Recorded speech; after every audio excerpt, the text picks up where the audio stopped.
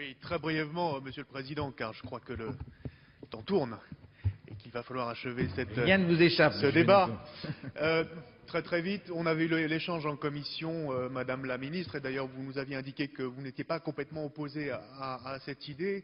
Cet amendement vise à ce que nous puissions bénéficier, ici même la représentation nationale, d'un rapport à l'horizon 2014 sur les incidences financières de la construction ou rénovation des stades qui sont destinés à l'Euro 2016 et notamment l'implication, l'incidence financière sur les crédits du CNDS.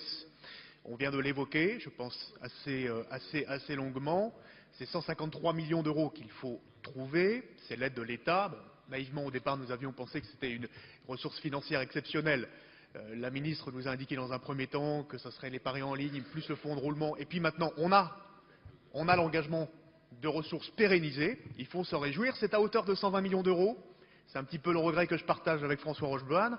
Il faudra arriver à 153 millions d'euros et pas plafonner ce montant-là, dans la mesure où le fonds de roulement, je le répète, concourt chaque année. C'est devenu une mauvaise habitude, 16 millions d'euros au programme Sport pour tous. Je pense qu'on aurait pu trouver d'autres solutions et ce fonds de roulement, il n'est pas extensible. Et donc on ne pourra pas en bénéficier sur 4 ou 5 ans de façon plus large. Donc le mieux serait qu'effectivement ces ressources soient pérennisées à hauteur de 153 millions d'euros. Et donc, Monsieur le Président, simplement ce rapport nous permettra d'être le mieux éclairé possible sur la répartition entre État, collectivités, entreprises et puis bien évidemment Monsieur tous ceux qui le participeront rapporteur, à cette dynamique de l'Euro 2016. avis sur cet amendement.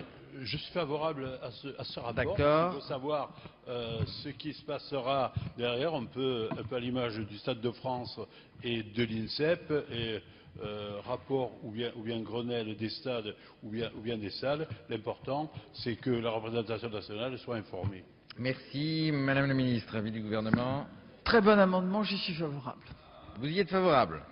Donc je mets aux voix le 48. Ceux qui sont d'avis d'adopter le manifeste en levant la main. Ceux qui sont contre, il est adopté. Nous avons terminé l'examen des crédits relatifs au sport, à la jeunesse et à la vie associative.